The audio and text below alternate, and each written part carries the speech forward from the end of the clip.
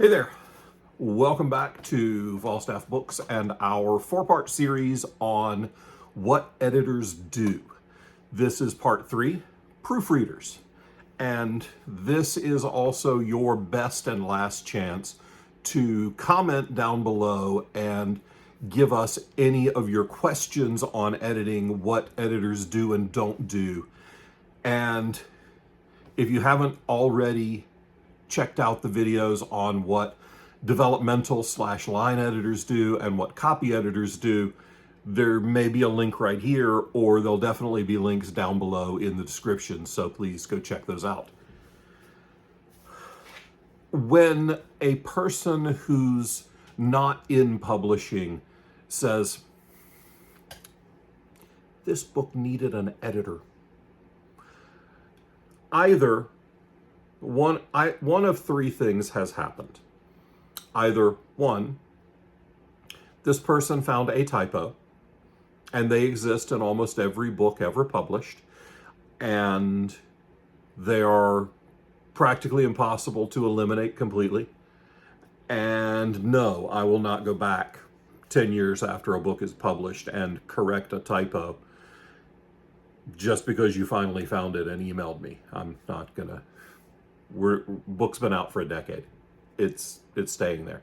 So it may be that there is an actual typo. They do happen. They happen at publishers of all levels, from self-published all the way up to the biggest houses. The second thing that often happens is the person who says that that book really needed an editor actually has no idea that they're incorrect and the editor was correct. We talked about this a little bit in the copy editor video, but there are also multiple versions of correct when it comes to grammar, and there are some things that don't matter, and you are just making a choice. The one I tend to reference most often is towards versus toward. They're both perfectly correct. They're both perfectly acceptable. We choose toward in our style guide. So yes, if a book comes out with towards in it, it's probably an error on our part, but it's also not actually incorrect. It's a matter of style in this particular case. So sometimes your might have needed an editor friend doesn't know what they're talking about. And that happens quite a bit. Sometimes you have a British publisher with a British author and a book set in England, and they don't Americanize the spellings. They leave the extraneous U's sprinkled in. That's also not an error. It's perfectly acceptable for a story to spell color C-O-L-O-U-R if it's a British writer and a British character, and it's perfectly fine. It doesn't hurt anything. It's not an error. Or the third thing that sometimes happens is that rules change. Grammatical rules change. They change all the time. Words change. Words come into existence. This is why when we talked about the copy editing, we referenced the ridiculously long style guide in my Black Knight Chronicles, because I tend to make up curse words. And as those things get used more and more often, they just go into the style guide so that we can be consistent. But sometimes there are things that you are correct about at one point and is incorrect later. Let's talk about Wi-Fi. May very well be how you're watching this video, right? For the longest time, Wi-Fi was spelled capital W-I hyphen capital F-I.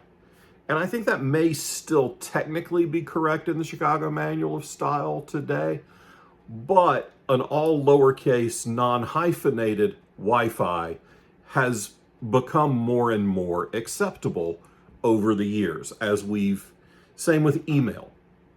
Email used to be hyphenated. It's not really anymore. It's one word without a hyphen. These are conversations I had because I was using email and Wi-Fi in the early Black Knight Chronicles books. And my editor said, hey, these things are hyphenated and capitalized. And I responded with, yeah, I know that's correct today. Remember, I started publishing the Black Knight Chronicles in 2009, and I sold them in 2011. So it's now 2024 when we're recording this video, so that series has been going for 15 years. Things change. I messaged my editor and said, I know that that's technically correct today, but I guarantee you that by the time we finish the books that are under contract, email won't be hyphenated in common usage anymore. So can we please just be forward thinking? And my editor and publisher were like, okay, yeah, that makes sense. We probably are going in that direction. And along about the time book 7 was published, the Chicago Manual Style came out and said email doesn't get a hyphen anymore. I'm not sure when I got the word that my version of Wi-Fi was acceptable, or maybe it hasn't happened yet. I don't really know, but I still stand by that one. So sometimes the rule may have changed, and your "this needed an editor" friend may have been correct at one point, but they're not anymore. Because, this may come as a surprise to y'all, but I've been out of college for a couple of months at least. So some of the things I learned in college aren't the case anymore. A lot of the things I learned in high school, middle school, and elementary school aren't the case anymore. We don't use two spaces after a period anymore when we're typing. That's a whole thing. If you know why, you know why. If you don't know why, you either don't care or you're just belligerently continuing to use two spaces after a period. And you're being a grumpy old fart about it. So, you do you, go with God. Be a grumpy old fart. I am. So, usually when someone says, "this needed an editor," most of the time what they mean is, I found one error somewhere, and that means that your proofreading was not worth a crap. That's not accurate. That's not how it works.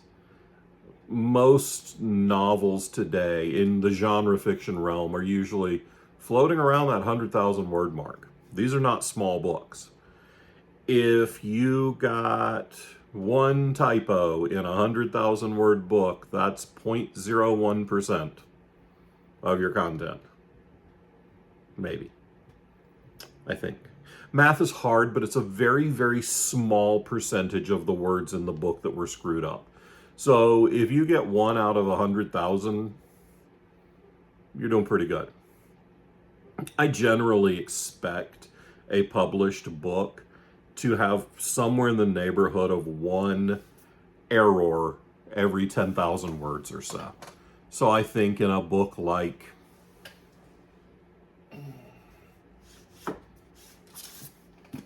this is the fifth. This is the 5th Bubba the Monster Hunter collection. It's about 110,000 words. So I would expect there to be 10 or 11 typos scattered somewhere throughout that book. I would prefer that there be far fewer. But if we can get down to 1 per 10,000 words, I'm fairly content with that. Because there are human beings involved, so nothing's going to be perfect. And a proofreader has one job, but they are only one piece of the equation. So your proofreader is going through the manuscript. This manuscript has been through your developmental edit and your line editor. It's been through your copy editor. It's been back and forth between you and all of these editors multiple times. Your proofreader is not typically looking for narrative voice. They're not going to really question your word choice as much. They're looking for errors. And I know in previous videos I have said that Editors are making suggestions. They're not being complete judgmental assholes about this.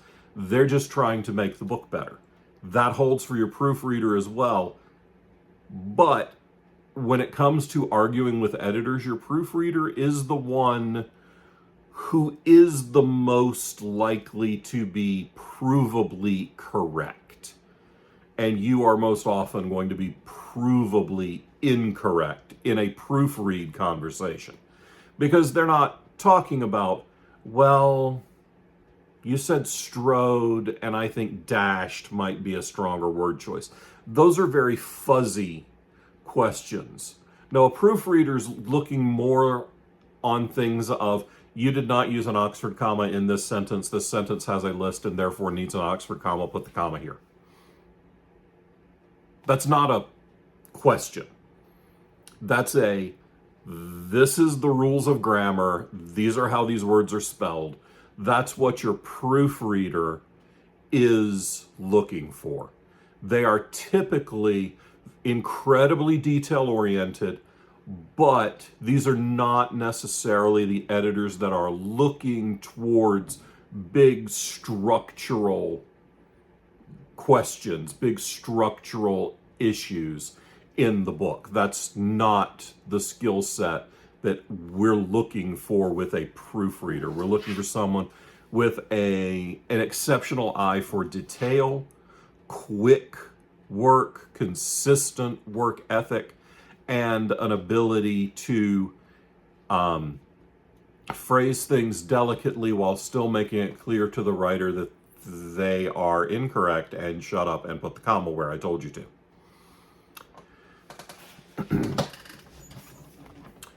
So what does a proofreader do? Well, first they read the manuscript. And usually a proofread is at least a 2-pass process. By the way, the vast majority of your editors are not just sitting down to read your book for funsies. Not that we don't love reading and not that we don't love books, but we got a lot of crap to do. So if you're hiring one of us to do your book, we're not going to read it once for fun and then start working. We're going to read, every read through is a working read through. We're going through for continuity, we're going through for character. With the proofreader, they're going through one time to make sure they understand what's going on and are catching the biggest issues. And then the next time through, they're going through for the teeny tiny pieces. So they are working on the very fine details. It's why I don't do proofreading. I'm crap at that. And I know I'm crap at it, so I don't do it. I'm very much a big picture, structure, word choice guy. I don't know where the commas go in my books. God only knows where I put them in yours. That's why it's so important to have multiple editors, and important to have editors that know your strengths and weaknesses, and editors that understand their own strengths and weaknesses. Because it's very rare that someone is an exceptional developmental editor and an exceptional proofreader. Those are usually very different skill sets.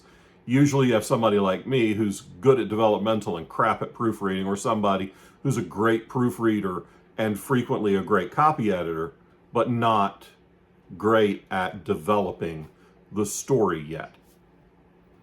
That's just how it seems to break down, is it's very rare for someone to be spectacular across the board. If you had to cut out a flavor of editing, if you could only afford to, I would suggest a really good lead editor, developmental editor, and a really good proofreader. Yes, you do still need a copy editor. You absolutely need a copy editor. But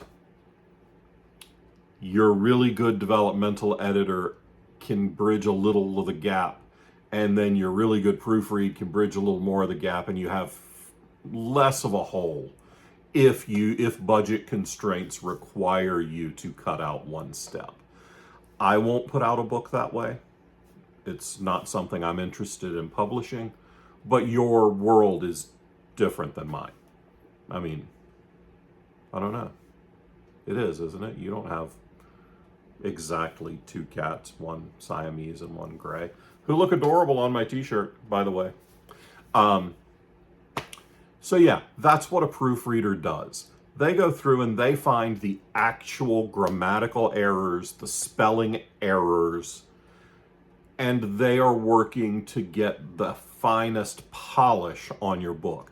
And they are the ones who I am most likely as a publisher to say, yeah, the editor's right. You do need a comma there. Do what you're told. And then if you continue to push back, then we discuss whether or not we want to keep working together. That's how it works. You don't have to, even if a book is contracted, we don't have to work together. We can walk away. We have outs on both sides in the contract. And if you're a pain in the ass, I can walk away. If I'm a pain in the ass, you can walk away.